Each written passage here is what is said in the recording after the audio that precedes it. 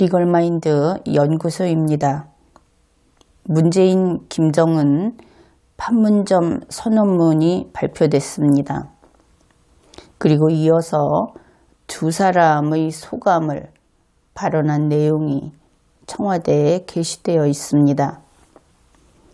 그동안에 뉴스 보도도 있었고 또 문재인 청와대 대통령의 수하들이 유엔이라든지 각국 대사들 그런 쪽으로 이번 이 선언문의 내용, 이번 회담의 내용을 전달한 자료들이 있을 겁니다. 그러나 그것은 그들이 보여주고 싶은 내용을 보낸 것에 불과합니다. 우리 국민들은 문재인 측에서, 문재인 청와대 대통령 측에서 나온 그 어떤 자료도 우리가 인정할 수는 없는 것이고, 다만 객관적이고 그리고 공시되었다 하고 인정할 수 있는 것은 판문점 선언문하고 두 사람이 직접 자기 입으로 이야기한 소감 발언, 그것뿐입니다. 이번에는 남북회담을 한다고 하면서 우리 대한민국에서는 그 어떤 공식 행사가 있더라도 언론의 출입을 통제하지 않았습니다. 그런데 이번에는 언론 통제를 했죠. 언론인 여러분은 이 부분에 대해서 명확한 인식을 해둘 필요가 있습니다. 이번에 취재했습니까? 그저 주는 거 받아서 전달했죠. 언론인들은 여기에 분개하고 이런 일이 다시 없도록 직접 노력을 해야 할 겁니다. 언론이 죽은 대한민국, 그것이 이번 회담이었습니다. 그래서 우리는 언론사에서 보도하는 내용들, 그것을 인정할 수 없습니다. 우리 대한민국 국민들은 청와대 측에서 직접 발표하고 우리 국민이 볼 수 있도록 해놓은 이 두 가지 자료만 인정할 수 있기에 이것을 분석하겠습니다. 청와대에서는 2018년 4월 27일 판문점 선언을 올리면서 위쪽에 설명을 좀 붙여 놓았습니다. 거기에서 세 줄 정도를 살펴보기로 하겠습니다.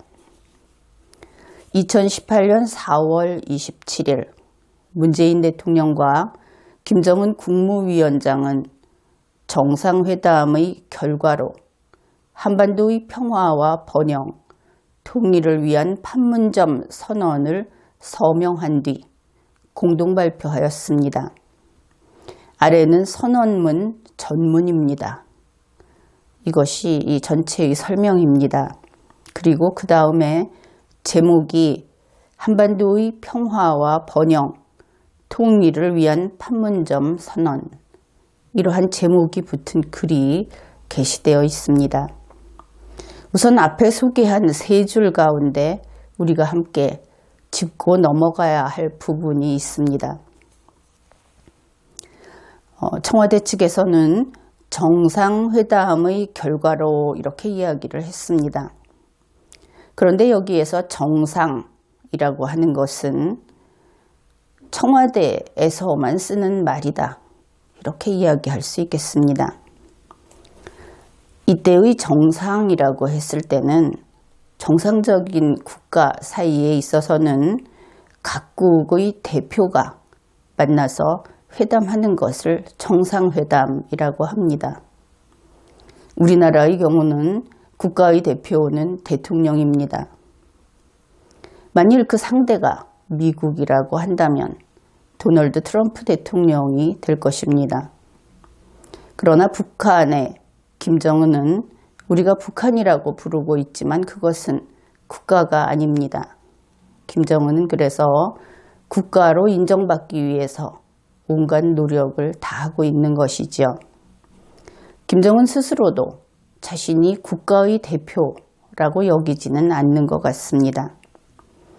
어떻든 이 정상 대신에 이번에 이 모임, 이것을 순회라고 부르고 있습니다.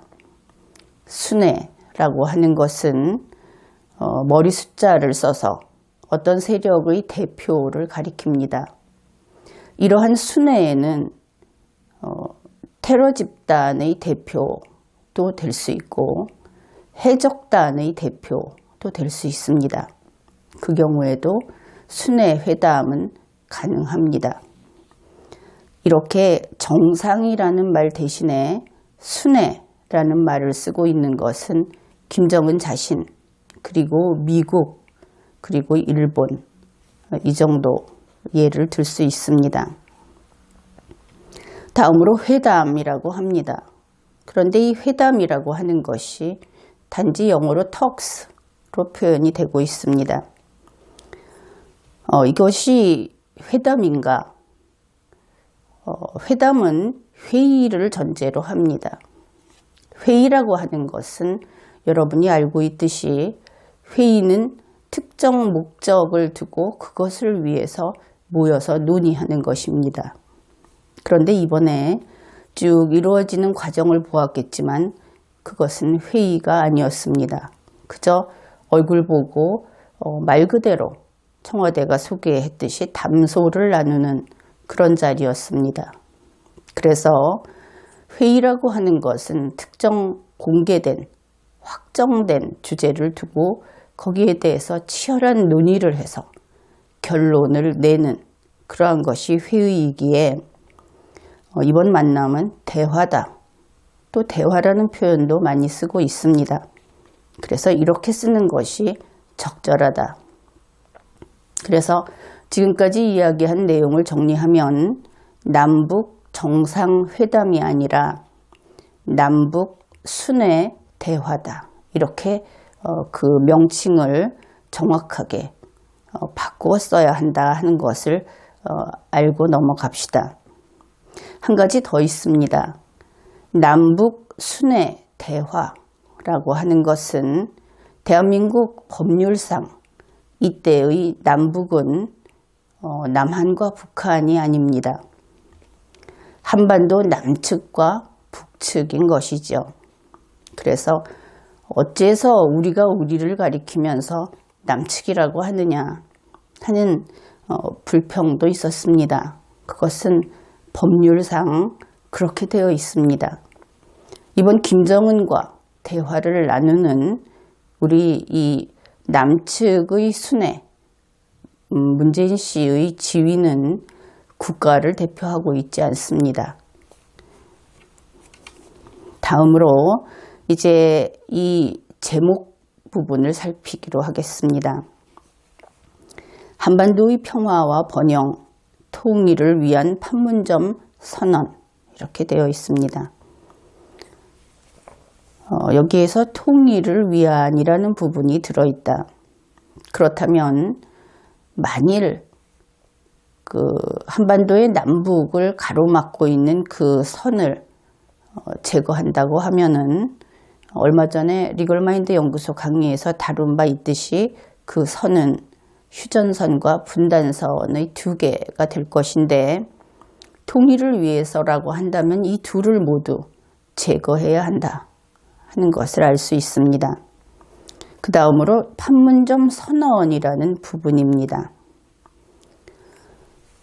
여기에서 선언이라고 하는 것은 미국에서는 펜스 부통령이 이것을 어그리먼트라고 발표를 했습니다. 합의 혹은 협의 이렇게 되는데 이 선언은 합의에 이르지 못한 그 이전 단계다 하는 것을 지적해 둡니다. 선언은 한반도 남측 집단과 북측 집단이 자기들의 방침이나 주장 등을 외부에 정식으로 알리는 것, 이렇게 개념 정리할 수 있고, 이번에 청와대에서 게시한 이 선언문이라고 하는 것은 합의문이 아니고 협약서가 아니고 당연히 조약서도 아닙니다. 그것은 그냥 선언문입니다. 이제 이 선언이라고 제목이 붙은 아랫부분을 소개하겠습니다. 대한민국 문재인 대통령과 조선민주주의 인민공화국 김정은 국무위원장은 평화와 번영, 통일을 염원하는 온결의 한결같은 지향을 담아 한반도에서 역사적인 전환이 일어나고 있는 뜻깊은 시기에 2018년 4월 27일 판문점 평화의 집에서 남북 정상회담을 진행하였다. 이 단락을 정리하면 이렇게 됩니다. 한반도 남측의 문재인, 한반도 북측의 김정은이 2018년 4월 27일에 판문점 평화의 집에서 만나서 대화했다. 이 둘은 남측과 북측의 순회이다. 이렇게 되겠습니다. 다음 두 단락을 소개하겠습니다. 양 정상은 한반도에 더 이상 전쟁은 없을 것이며 새로운 평화의 시대가 열렸음을 8천만 우리 결의와 전 세계에 엄숙히 천명하였다. 양 정상은 냉전의 산물인 오랜 분단과 대결을 하루빨리 종식시키고 민족적 화해와 평화 번영의 새로운 시대를 과감하게 일어 나가며 남북관계를 보다 적극적으로 개선하고 발전시켜 나가야 한다는 확고한 의지를 담아 역사의 땅 판문점에서 다음과 같이 선언하였다. 그래서 이 글의 제목은 판문점 선언 이렇게 되어 있습니다. 그러나 지금까지 소개한 이 세 개 단락, 이것은 아직은 선언의 내용이 아니다. 그런 것을 알 수 있습니다. 이 부분에 문장의 형식을 따라서 이름을 붙인다면 머릿말 정도가 될 것입니다. 마지막에 이렇게 되어 있습니다. 다음과 같이 선언하였다. 그래서 이 선언문을 보려면 이제 다음을 보면 됩니다. 이 앞부분은 선언의 내용이 아닌 것이지요. 제1항. 이 선언문은 제1항, 2항 이런 식으로 돼 있고 그 1항 밑에 동그라미 1번, 2번을 붙여서 1-1항, 1-2항 이런 식으로 되어 있습니다. 제1항. 남과 북은 남북관계의 전면적이며 획기적인 개선과 발전을 이룩함으로써 끊어진 민족의 혈맥을 잇고 공동번영과 자주통일의 미래를 앞당겨 나갈 것이다. 남북관계를 개선하고 발전시키는 것은 온결의 한결같은 소망이며 더 이상 미룰 수 없는 시대의 절박한 요구이다. 이 제1항의 본문에 해당되는 이 내용에서 핵심은 남북관계의 개선과 발전입니다. 그런데 어떤 개선과 발전이냐? 전면적이고 획기적인 개선과 발전. 이것이 제1항에서 이야기하고자 하는 주제입니다. 상세한 것들은 동그라미 1번, 2번 이런 식으로 아래에서 설명하고 있습니다. 동그라미 1번, 그러니까 1-1항 이렇게 되겠습니다.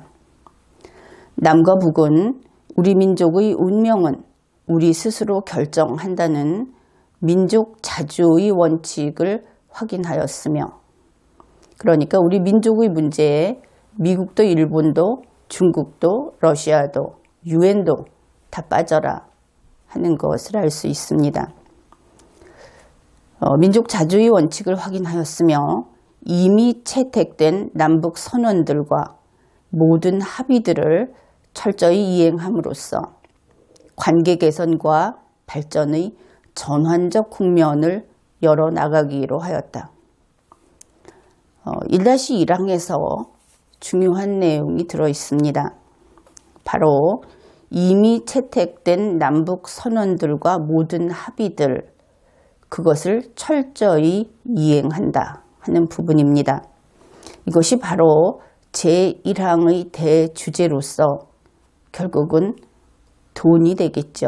이 하나하나를 따져보면 모두 돈 드는 일입니다. 그러면 조금 전에 제1항 본문에서 남북관계의 전면적이며 획기적인 개선과 발전이라는 것이 핵심어다 그렇게 이야기를 했는데, 어떻게 개선과 발전하느냐, 전면적이고 획기적인 개선과 발전을 한다. 무엇을 개선과 발전하느냐, 어떻게 하느냐, 그것이 바로 동그라미 1번에 있습니다. 이미 채택된 남북 선언들과 모든 합의들을 철저히 이행함으로써 한다. 이것이 방법이 되는 것입니다. 그러면 제1항의 남북관계의 개선과 발전이라고 하는 것은 기존의 남북선언과 합의를 철저히 이행함으로써 한다. 방법이 한 가지 나왔고, 또 제2항 동그라미 2번에서 이렇게 이야기를 합니다.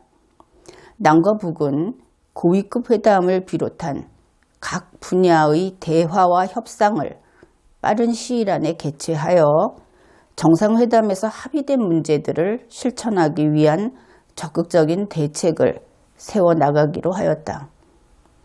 이렇게 이야기하면 이번 회담에서 합의된 문제가 있을 것 같다 이렇게 생각할 수도 있을 겁니다. 그런데 생각해 보십시오. 합의된 문제를 바로 이 선언문에 넣어놓고 있죠. 그래서 이미 채택된 남북 선언들과 모든 합의들을 철저히 이행하는 것, 그것이 바로 정상회담에서 합의된 문제들의 내용이 되는 것입니다. 이러한 내용은 대체로 경제 지원으로서 돈 주는 것이라는 것을 과거의 선언들을 찾아보면 확인할 수 있을 겁니다. 그러면 이렇게 과거의 그 남북 선언과 합의를 철저히 이행하는 것, 무엇을 설치해 주겠다, 무엇을 주겠다고 한 것들을 이행하는데 담당할 기구가 필요할 것이다. 그것이 동그라미 3번에 들어 있습니다.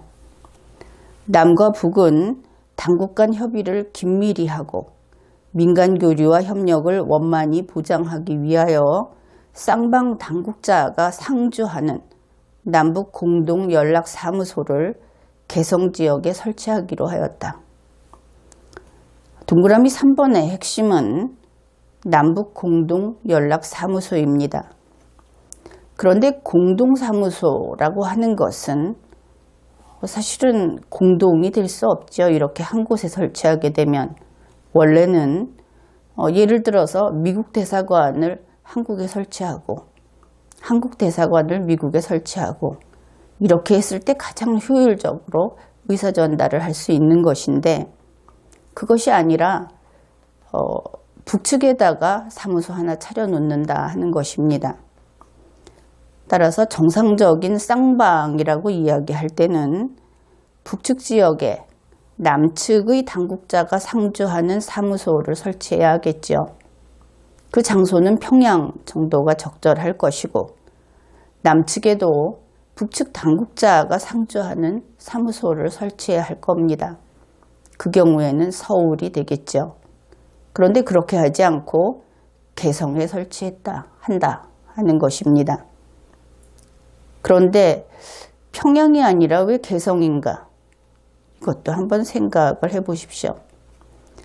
평양과 개성의 그 지리적인 어떤 지위, 성격, 이것을 생각해 보면 이 남북공동연락사무소의 중요도가 어떤 것인지, 그 목적이 무엇인지 역시 그러한 답도 이끌어낼 수 있을 겁니다. 동그라미 4번. 남과 북은 민족적 화해와 단합의 분위기를 고조시켜 나가기 위하여 각계각층의 다방면적인 협력과 교류, 왕래와 접촉을 활성화하기로 하였다. 교류 왕래하겠다 이런 내용이 됩니다. 그런데 그 구체적인 예를 적시하고 있습니다. 안으로는 6.15를 비롯하여 6월 15일 6.15를 비롯하여 남과 북에 다 같이 의의가 있는 날들을 계기로 이렇게 남과 북에 다 같이 의의가 있는 날들마다 서로 오가고 왕래를 하자 그런 뜻인데 우선 그러한 남과 북에 다 같이 의의 있는 날로 딱 하나 예를 든 것이 6월 15일입니다. 이것을 기억해 두십시오. 그래서 이런 날들을 계기로 당국과 국회, 정당, 지방자치단체, 민간단체 등 각계각층이 참가하는 민족 공동행사를 적극 추진하여 화해와 협력의 분위기를 고조시키며 밖으로는 2018년 아시아 경기대회를 비롯한 국제 경기들에 공동으로 진출하여 민족의 슬기와 재능, 단합된 모습을 전 세계에 과시하기로 하였다. 그래서 동그라미 4번은 왕래를 한다고 하는데 거기에 정부 당국 그리고 쭉 대부분은 국가기관, 지방자치단체, 민간단체까지를 나열하고 있습니다. 동그라미 5번. 남과 북은 민족 분단으로 발생된 인도적 문제를 시급히 해결하기 위하여 노력하며 남북 적십자회담을 개최하여 이산가족, 친척, 상봉을 비롯한 재반 문제들을 협의, 해결해 나가기로 하였다. 이 동그라미 5번은 이산가족 상봉, 친척 상봉 등을 이야기하고 있는데 여기에서 유의할 것이 있습니다. 동그라미 5번에서 인도적 문제라고 하고 있는데 이것이 이번 그 대화를 할 때 미국 측이라든지 각국의 전문가들이 요청했던 북한에 반드시 인권에 관한 문제를 제기하고 거기에 대한 답변을 해결책을 받아내라 하는 요구가 있었습니다. 그런데 인권 대신에 인도적 문제를 넣었다. 이것은 우리 한국어를 쓰는 사람들은 인도적 문제와 인권 문제를 구별합니다. 그러나 이것이 영어로 번역이 되게 되면 인도적 문제가 바로 인권 문제로 번역이 되고 세계 각국에서는 북측에서 인권 문제에 대해서 해결을 하겠다고 이야기했다. 이렇게 오해할 가능성이 대단히 큽니다. 인도적 문제, 그것도 인도적인 모든 문제, 그러니 납북된 우리 국민들이라든지 북측에서 포로로 잡아간 우리 한국 국민들, 이런 인도적 문제는 언급도 하지 않았습니다. 단지 민족 분단 때문에 발생된 인도적 문제, 민족 분단 때문에 서로 못 보는 사람들 만나게 해주겠다. 그렇게 아주 좁게 범위를 한정해 놓았던 것입니다. 그러면서 또 여기에도 구체적인 내용을 밝히고 있습니다.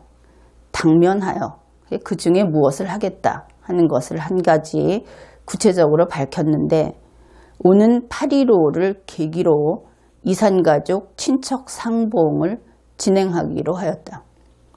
그래서 8월 15일에 이산가족 상봉, 친척 상봉을 하기로 했다는 것입니다. 그런데 생각을 해봅시다. 8월 15일이 무슨 날인가? 우리가 보통은 이렇게 이산가족 상봉을 하면 전통적인 민속 명절을 15일에 하지요. 그런데 8월 15일은 그런 날은 아닙니다. 양력이기 때문에 추석이 아닌 것입니다. 그렇다면 앞에서 이야기했듯이 그러니까 1-4항에서 협력, 교류, 왕래와 접촉을 활성화하기 위해서 언제 이렇게 왔다 갔다 하느냐. 그것은 남과 북에 다 같이 의의가 있는 날인 예를 들어 6.15 같은 데 한다. 이렇게 밝혔으면서도 어째서 6.15가 아니라 8.15인가. 이것은 상당히 중요한 문제입니다. 6월 15일이 더 중요한 날이 되는 것이지요. 그런데 6월 15일에 이러한 상봉 행사를 하지 않는다면 그것은 앞에 1-4항이 효력이 소멸해버리는 그런 의미가 돼버립니다. 그러면은 이 민족 분단으로 발생된 그 이상가족, 친척이 만나지 못하는 것, 그것이 언제의 일인가? 더더구나 8.15와는 관계가 좀 먼 것이 이러한 이상가족은 대부분 6.25 동란 때문에 이렇게 되었습니다. 바로 북측의 김정은 그 집안에서 대한민국을 쳐들어왔기 때문에 전쟁을 일으켰기 때문에 생긴 것이죠. 그런데 무식한 문재인 청와대 대통령은 이상가족이 왜 생겼는지 그것조차 제대로 모르고 있다. 이러한 합의를 했으니까, 이러한 선언을 했으니까 그렇게 볼 수 있겠습니다. 그 다음에 동그라미 6번입니다. 남과 북은 민족경제의 균형적 발전과 공동번영을 이룩하기 위하여 14선언에서 합의된 사업들을 적극 추진해 나가며 1차적으로 동해선 및 경의선 철도와 도로들을 연결하고 현대화하여 활용하기 위한 실천적 대책들을 취해 나가기로 하였다. 여기에서 민족 경제의 균형적 발전과 공동 번영을 이룩하기 위하여 라는 것이 동그라미 6번의 목표입니다. 우리 대한민국에서는 지역균형을 달성하는 것이 참으로 급하고 절실한 그런 바람이지요. 왜냐하면 우리 각 지역에서는 빈부격차도 크고 또 인구 구성이라든지 인구 수라든지 산업의 발달 상황이라든지 하는 데 있어서 여러 가지 어려움도 있고 그로 인해서 경제적인 격차가 아주 크게 나타나고 있습니다. 그 문제를 해결하기 위해서 어느 정치적인 신조가 무엇이냐를 떠나서 모든 정권에서 이 문제를 해결하려고 노력을 해왔습니다. 그런데 문재인 청와대 대통령은 지역 균형이 아니라 지방 분권을 하겠다. 그리고 돈이 없으면 돈을 주고 인간이 없으면 인간을 주고 자원이 없으면 자원을 주고 많은 데서 떼어내서 주겠다. 이렇게 약속을 했습니다. 그러한 인위적인 조정은 자연적인 그러한 변화보다는 훨씬 비용과 시간이 많이 투여되고 국민의 자유가 제약됩니다. 그런데 하겠다. 그런 것이죠.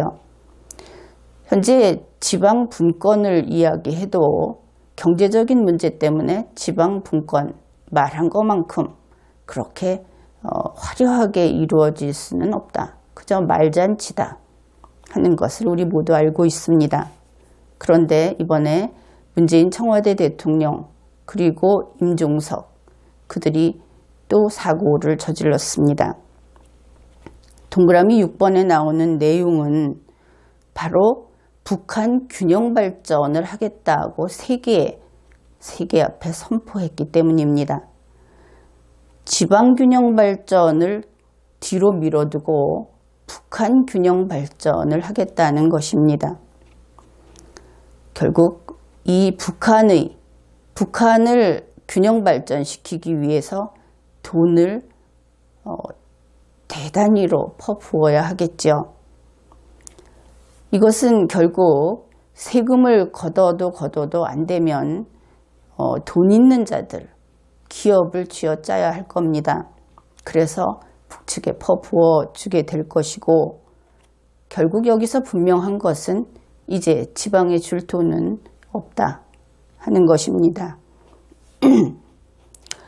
그리고 14선언에서 합의된 사업들, 이것은 역시 아주 간단히 이야기해서 북한에 돈 주기로 한 거다.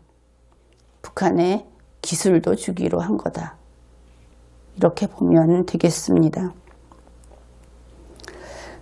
그러한 14선언에서 합의된 사업들을 적극 추진하는데, 그 중에서 1차적으로 우선 첫 번째 이렇게 시작을 했습니다.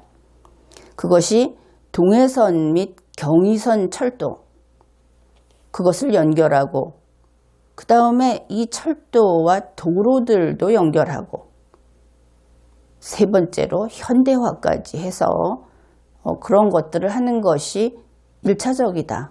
그렇게 이야기를 한 겁니다. 여기에 대해서 이낙연 국무총리가 발표한 지도가 있습니다. 한반도 동쪽에서 남과 북을 연결하는 동해선이 있고, 한반도 서쪽에서 남과 북을 연결하는 경의선이 있습니다. 물론 남과 북을 연결하는 도로들도 있겠지요. 그런데 이 문장을 보면 동해선 및 경의선 철도와 도로들을 연결한다. 그러면 한반도의 북부 지역에 있는 양측의 두 개 뼈대가 되는 철로와 동서간에 이어지는 모든 도로, 그것을 다 연결한다 하는 것으로 볼 수 있습니다.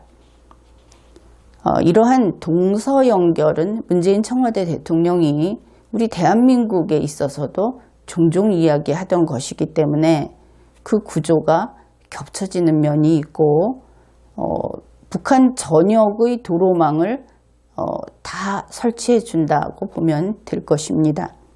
물론 돈 될 때까지만. 게다가 이것을 현대화한다, 그렇게 하고 있습니다. 김정은은 그 현대화의 수준을 딱 집어서 지정을 했습니다.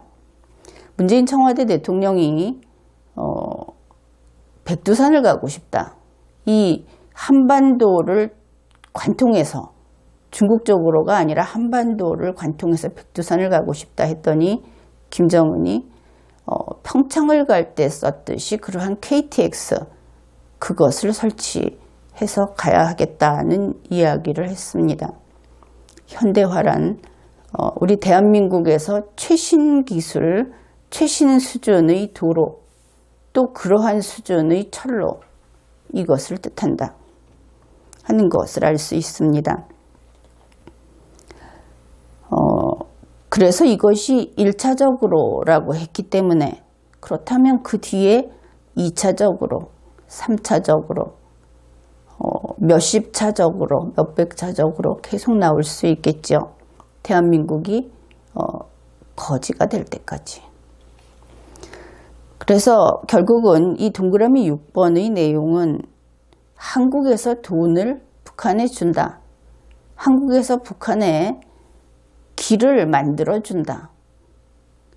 철로를 만들어준다. 이런 주겠다 하는 것입니다.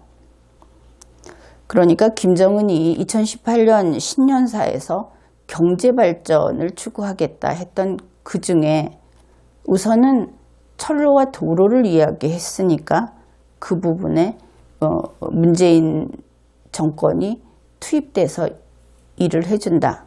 공짜로. 이렇게 볼 수 있겠습니다. 그러면 이 내용들, 물론 동그라미 6번에 한정되지는 않습니다. 그러나 어떻든 북한에 돈 준다 하는 부분은 유엔의 경제 제재에 위반됩니다. 그래서 한국은 유엔 경제 제재를 위반한 국가로서 경제적 타격을 받을 수 있을 겁니다. 여기에 대해서는 이번 대화를 하기 전부터 각 자유진영의 선진국들로부터 비단 미국만이 아니라 그러한 경고를 이미 받고 있었습니다.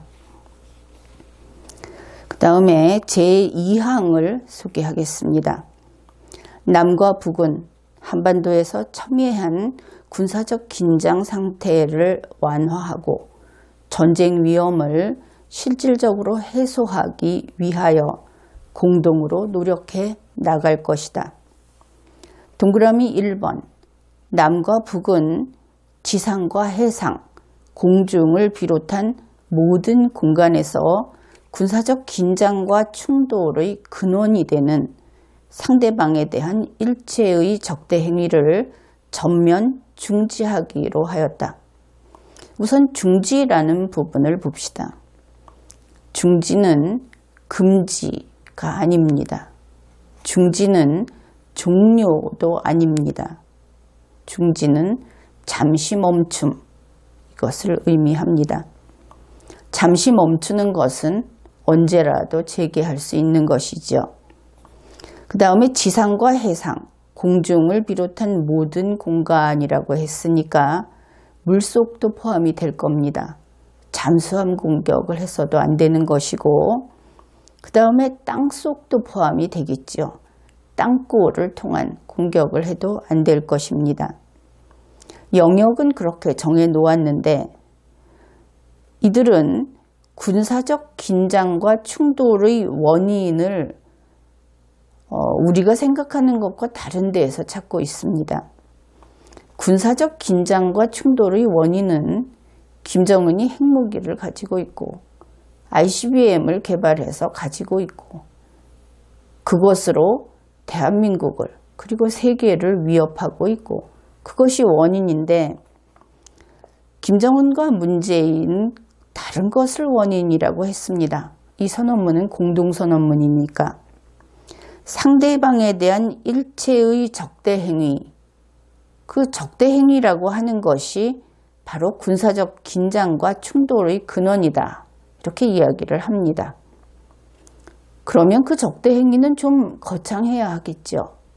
상대에 대한 일체의 적대 행위, 무엇이 되었든 적대 행위만 하면 전쟁 일으킬 거다, 공격할 거다, 이런 뜻이 되는 겁니다. 그런데 바로 밑에서 이 적대 행위의 예를 소개하고 있습니다. 당면하여, 그러니까 당장 5월 1일부터 군사분계선 일대에서 확성기 방송과 전단 살포를 비롯한 모든 적대 행위들을 중지하고 그 수단을 철폐하며 앞으로 비무장지대를 실질적인 평화지대로 만들어 나가기로 하였다. 그래서 5월 1일부터 모든 적대 행위들을 중지하고, 첫째가 중지하고 그 다음으로 그 수단을 철폐한다. 이렇게 선언한 것입니다. 그런데 그 적대 행위 중에 예가 조금 전에 소개한 그 내용이 있었습니다.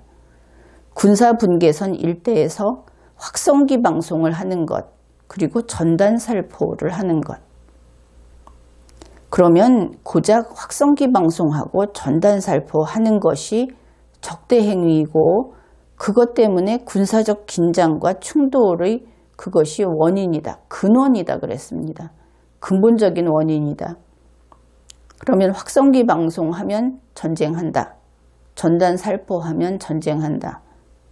그것이 적대 행위다.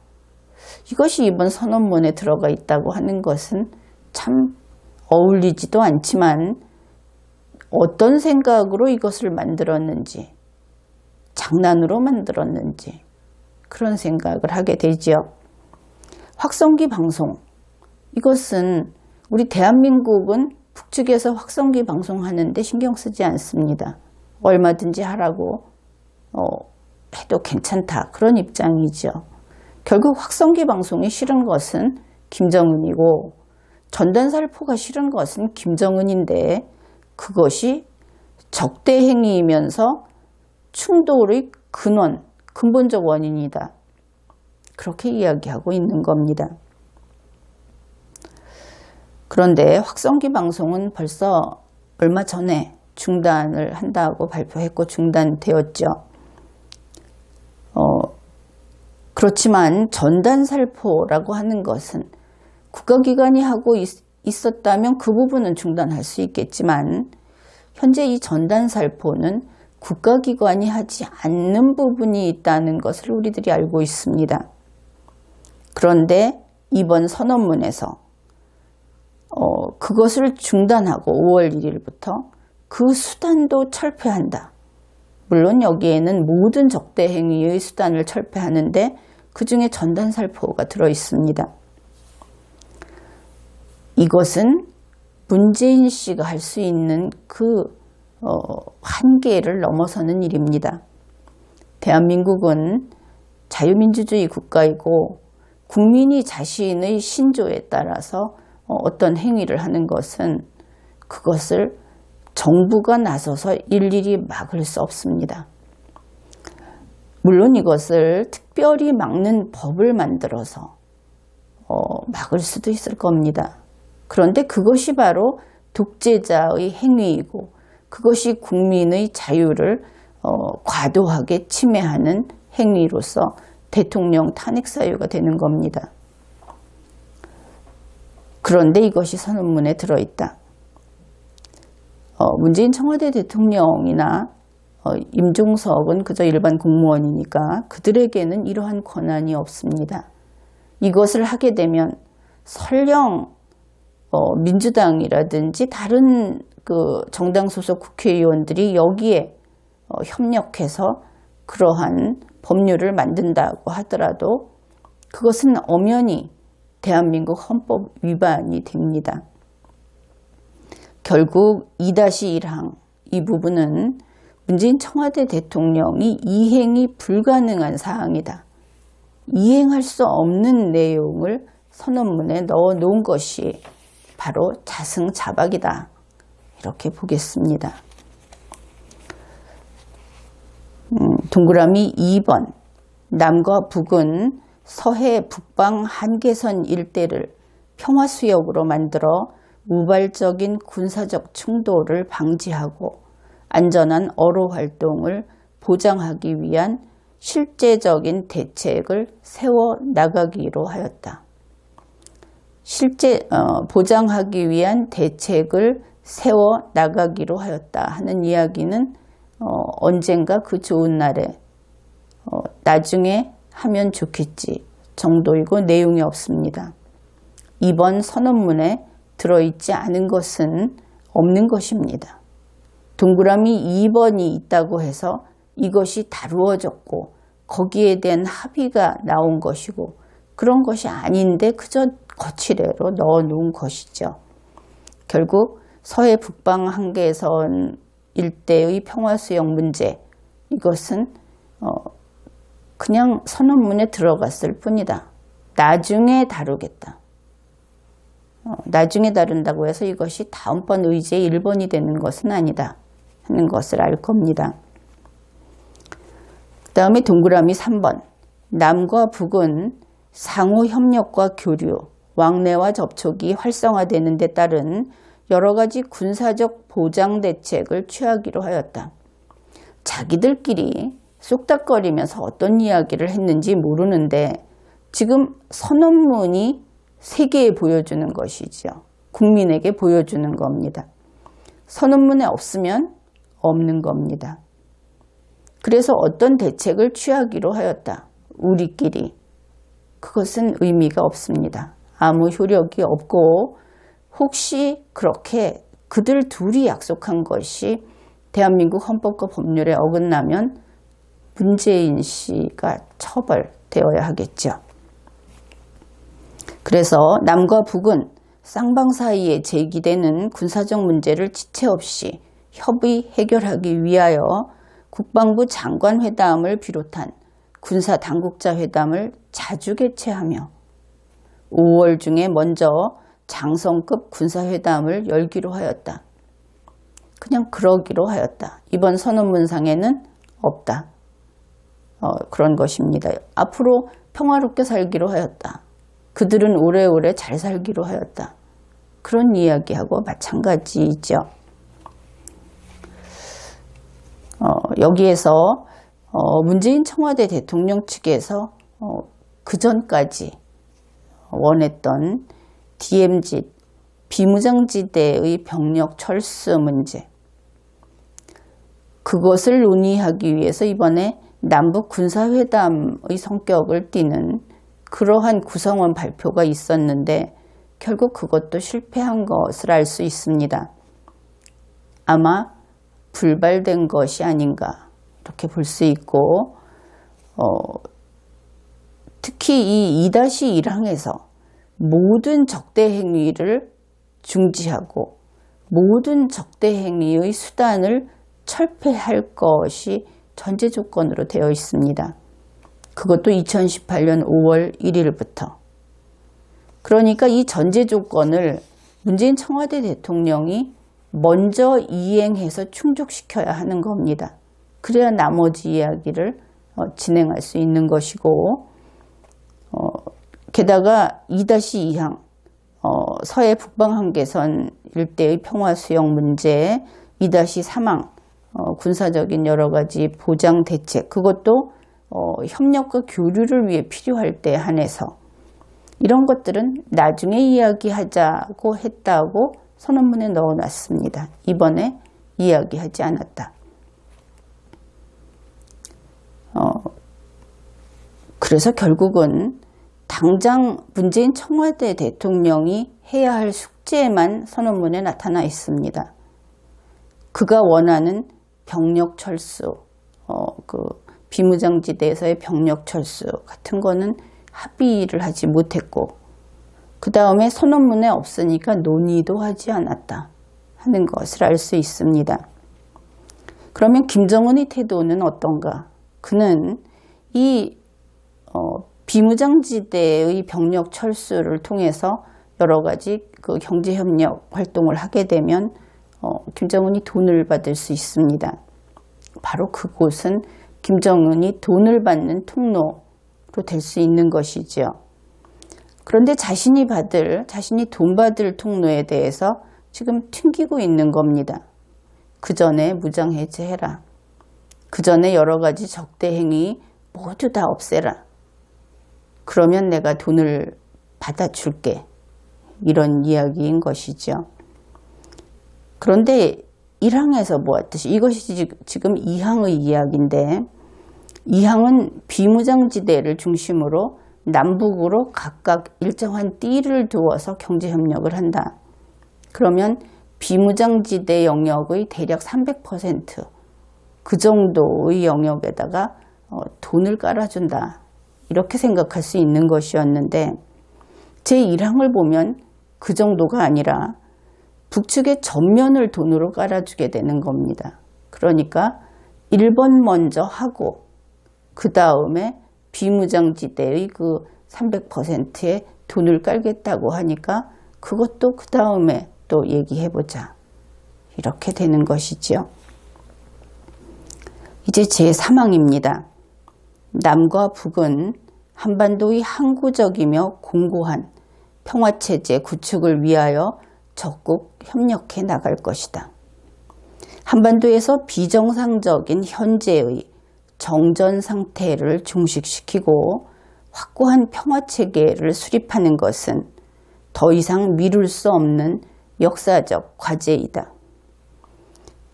제3항의 핵심어는 이렇습니다.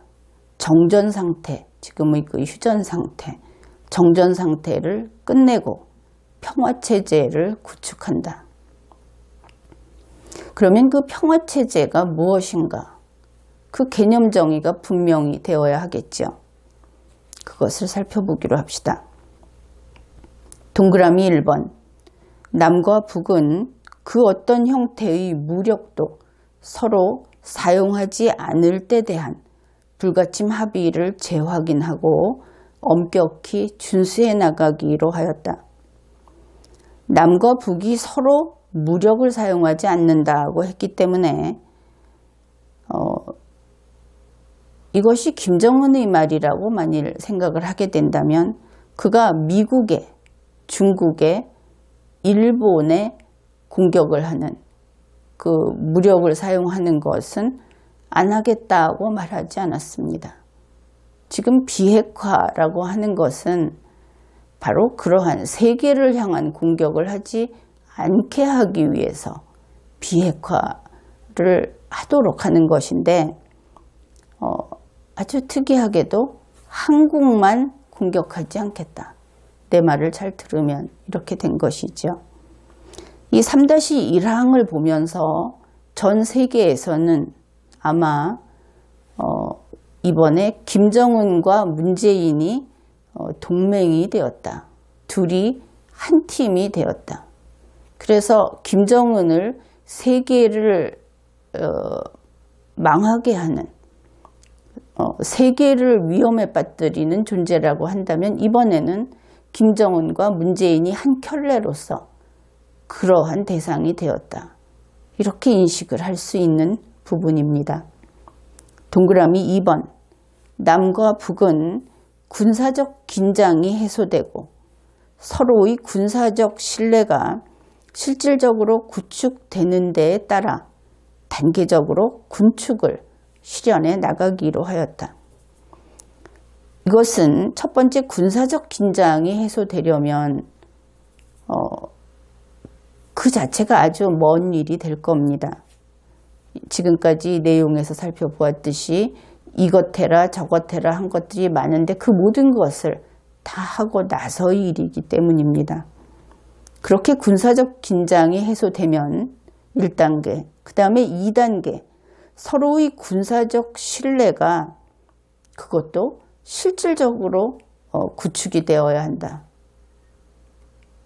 그리고 3단계, 비로소 이 3단계에 가서 이제 조금씩 단계적인 군비 축소를 해나가겠다.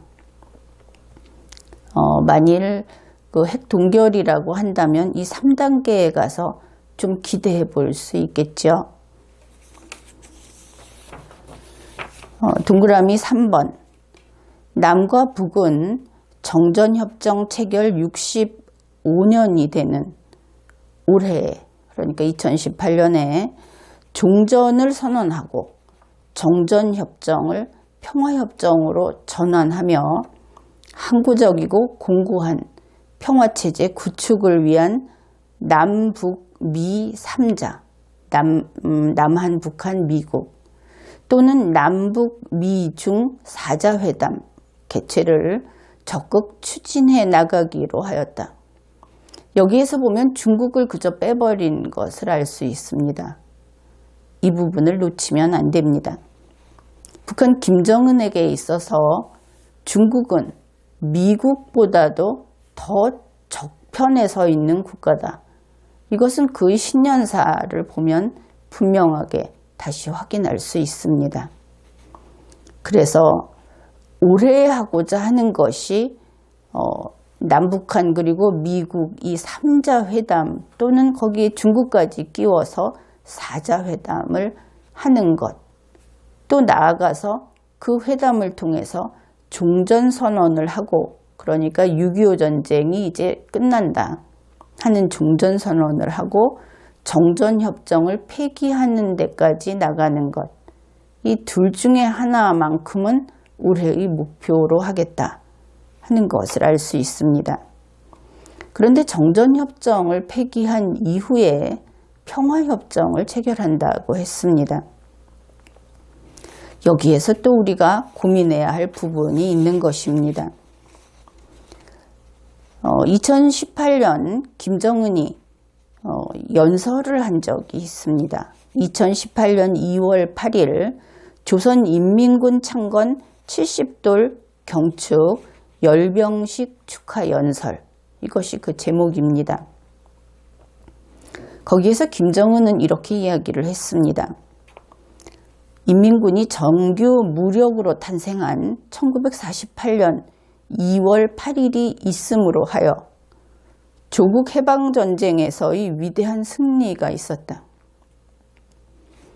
김정은은 6.25 동란을 일으켜서 우리 민족 이야기를 하는데 우리 민족을 그렇게나 무수히 살상한 일에 대해서 위대한 승리라고 이야기하고 있습니다.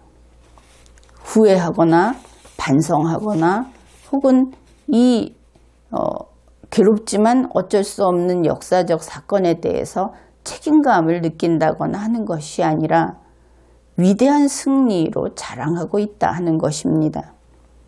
그러면 종전선언을 하고 나면 이 6.25라고 하는 것은 북한 김정은의 승리의 기록이 되겠죠. 승리자와 남북 평화협정을 맺게 된다는 것입니다. 패배자인 한국이. 그러면 그 관계가 어떻게 정리될 것인가? 이것은 상당히 위험한 부분이 있습니다. 그런데 이번 이 판문점 선언이라는 것을 하고 나서 곧이어서 문재인 그리고 김정은 양자는 소감을 직접 구술로 발표를 했습니다. 그때 김정은은 이렇게 이야기를 합니다. 통일을 위해서 내가 여기까지 왔다. 내가 걸어서 왔다. 결국 이 종전선언을 하고 평화협정을 체결한다는 것은 우리 대한민국 국민들은 통일 비용의 부담, 그 위험을 줄이기 위해서도 이런 방법을 택한다고 설명한 적이 있습니다. 통일이 된다 하더라도 남과 북을 나눠놓고 일정 기간 그대로 유지하자 하는 것이죠. 그런데 김정은은 그것이 아닙니다. 결국은 합해야 하고 결국은 각자 독립해서 자유롭게 살 수 없고 그래서 통일 문제는 여전히 현안으로 남게 된다 하는 것입니다.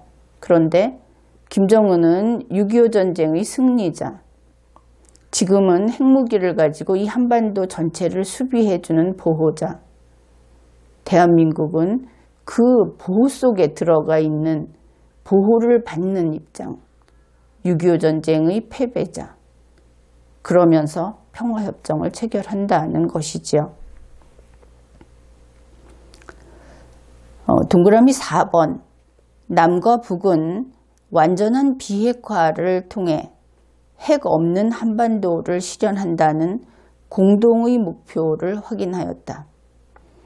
여기에서 완전한 비핵화라든지 한반도 비핵화 혹은 한반도 무핵화라는 여러분들이 알고 있는 기존의 개념은 다 버리십시오. 그냥 이 선언문 자체만 보기로 합시다. 우선 이렇습니다. 핵 없는 한반도를 실현하는데 어떻게 하느냐? 완전한 비핵화를 통해서 한다. 그렇게 이야기를 합니다. 그러면 핵 없는 한반도를 실현하기 위해서는 먼저 완전한 비핵화가 이루어져야 한다. 이 말이 묘하게 비슷해 보이면서도 심각한 부분이 있는 겁니다. 그러면 핵 없는 한반도하고 완전한 비핵화는 같은 뜻이 아니구나 하는 것은 분명하죠. 그렇습니다. 완전한 비핵화가 먼저 이루어져야 되니까 이 둘은 같지 않습니다. 그 다음 문장이 이렇습니다. 남과 북은 북측이 취하고 있는 주동적인 조치들이, 그러니까 북측이 주인으로서 주동적인 어떤 조치를 취했다고 합니다. 하고 있다.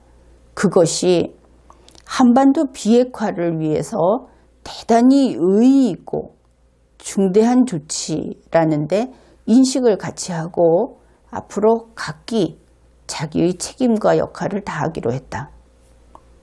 여기에서도 그렇게 됩니다. 북한이 취하고 있는 모종의 조치, 그것이 한반도 비핵화를 위해서 대단히 의의 있고 중요한 것이다.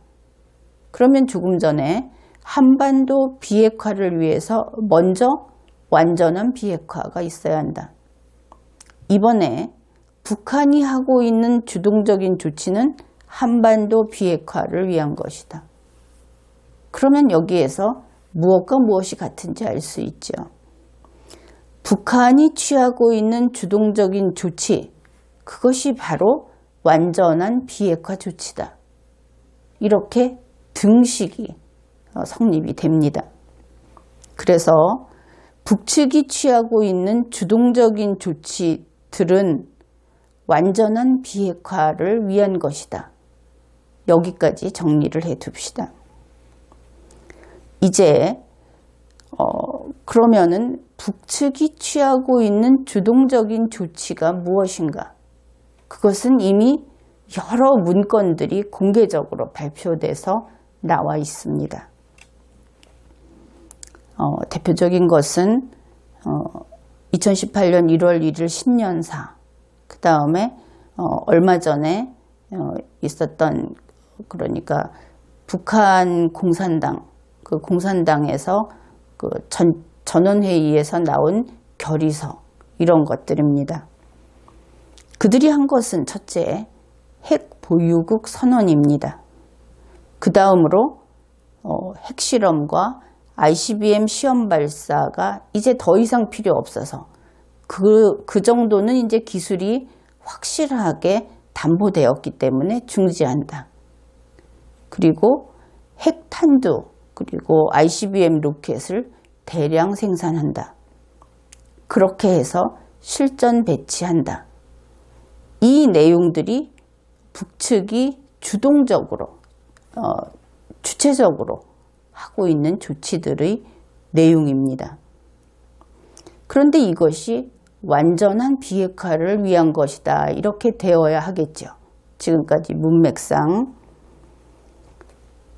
그러면은 완전한 비핵화라는 것은 우리가 알고 있는 상식으로는 핵무기가 없는 상태를 말하는데, 북측이 이야기하는 완전한 비핵화는 일단 핵 보유국 선언하고 핵탄두 대량 생산하고 ICBM은 논외로 합시다. 그래서 핵무기를 북한에 잔뜩 깔아놓는 그 상태가 완전한 비핵화를 위한 것이다. 우리의 상식과는 다른 이야기인데, 이번 선언문에서 문재인 청와대 대통령 그리고 김정은이 여기에 동의했다고 지금 동그라미 4번에서 밝히고 있습니다. 그렇다면 김정은과 문재인 청와대 대통령이 알고 있는 완전한 비핵화는 우리가 생각하는 핵무기가 없는 상태가 아닌 것이다. 그렇게 되겠죠. 이 부분에 대해서는 다음에 우리가 함께 검토하기로 합시다. 어떻든 이제는 생각을 바꿔야 합니다. 그들이 말하는 완전한 비핵화, 그리고 완전한 비핵화가 이루어지면 그 다음에 핵 없는 한반도를 만들자. 순서가 이렇게 달라져 있는 것은 선언문에 있는 순서상 분명합니다. 그들이 말하는 완전한 비핵화는 핵 보유국 선언에다가 핵탄두의 대량 양산이 그 주동적인 조치로서 증거다. 우리는 이만큼 하고 있다. 이렇게 이야기를 했습니다. 말은 말하는 사람이 뜻하는 바를 읽어야 합니다. 그 사람이 무엇이라고 하건 우리 좋을 대로 해석한다면 의사소통은 안 되겠죠. 이제 완전한 비핵화는 핵탄두가 잔뜩 있는 상태를 가리킨다. 여기까지는 모두가 인정을 해야 합니다. 선언문에는 이런 내용이 있습니다. 남과 북은 한반도 비핵화를 위한 국제사회의 지지와 협력을 위해 적극 노력하기로 하였다.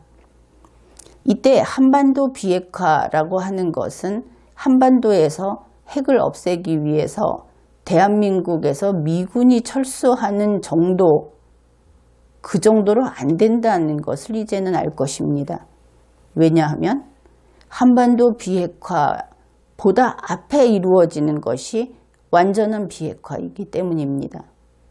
이 완전한 비핵화는 일단 핵 보유국 그대로 유지하면서 핵탄두 대량 생산 실전 배치, 이것이 그 안에 들어있고 바로 이것이 완전한 비핵화를 위한 우리가 주동적으로 보여주는 조치다. 그렇게 이야기했기 때문입니다. 양 정상은 정기적인 회담과 직통전화를 통하여 민족의 중대사를 수시로 진지하게 논의하고 신뢰를 굳건히 하며 남북관계의 지속적인 발전과 한반도의 평화와 번영, 통일을 향한 좋은 흐름을 더욱 확대해 나가기 위하여 함께 노력하기로 하였다. 그랬는데 여기에서 지금까지의 내용을 우리가 지금 완전한 비핵화라고 하는 것이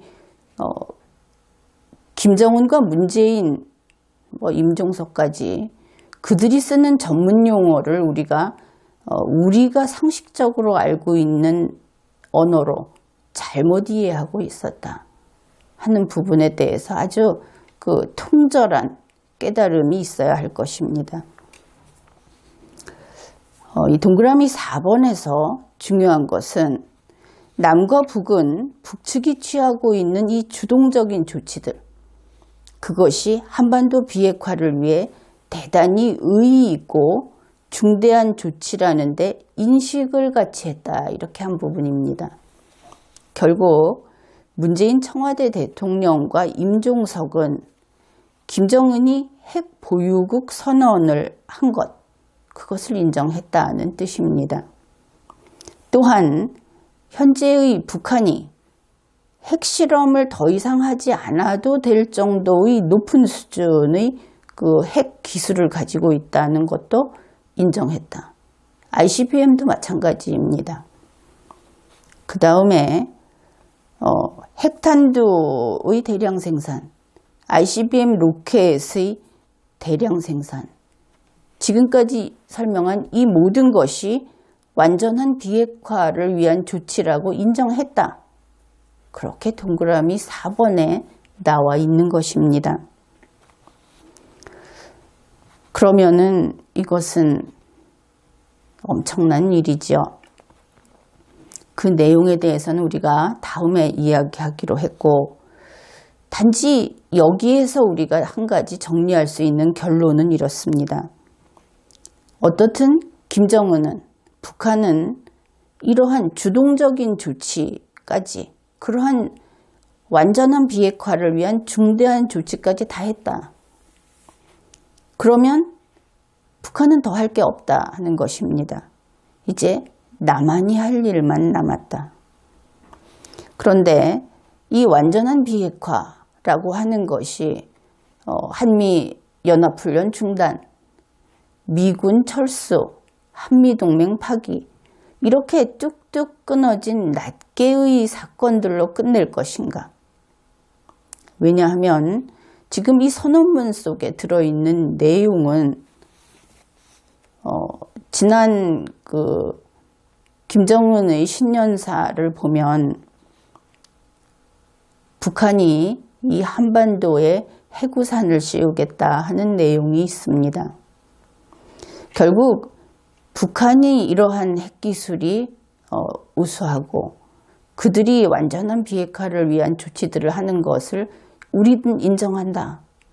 이렇게 했다는 것은 결국 대한민국의 문재인 청와대가 이 대한민국을 미국의 해구산이 아니라 김정은의 해구산 속으로 들여가기로 했다 하는 것으로 이 선언문에 나타난 바 명백합니다.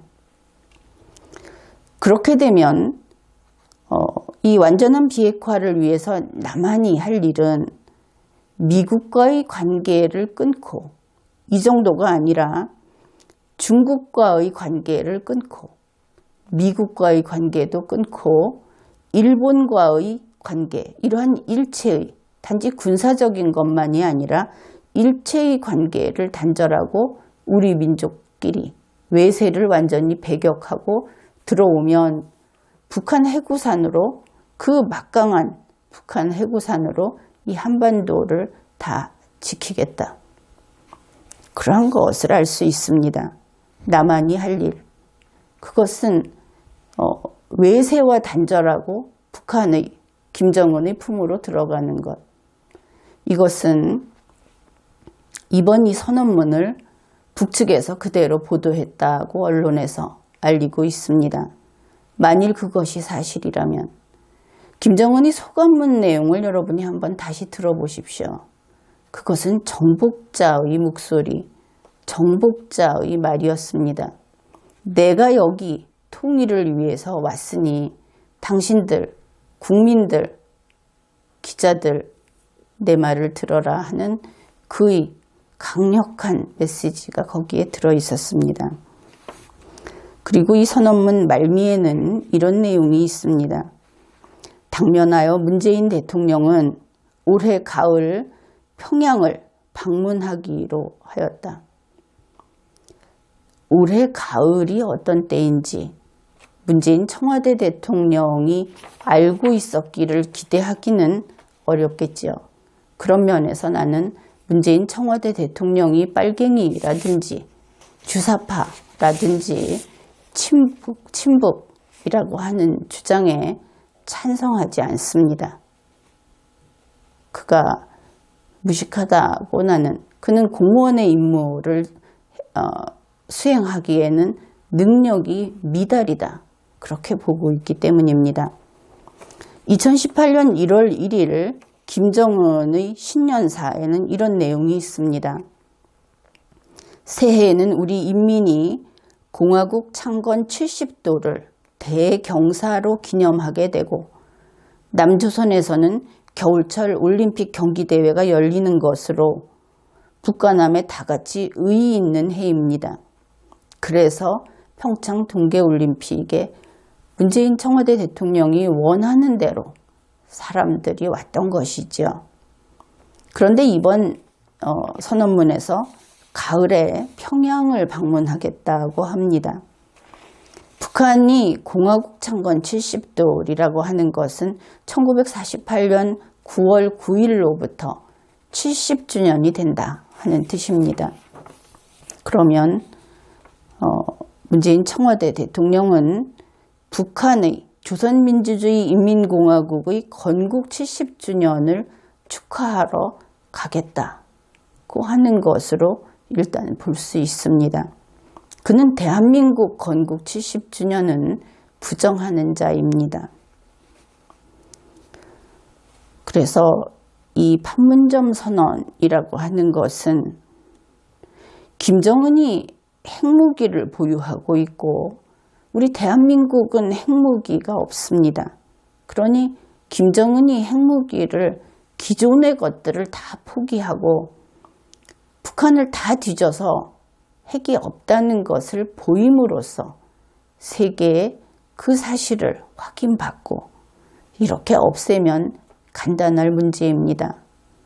그런데 문재인 청와대 대통령, 그리고 언론에 따르면 문재인 청와대 대통령과 대등한 권력자라고 하는 임종석, 그들은 그 당연한 길을 가지 않고 일을 엉망으로 만들어 놓았습니다.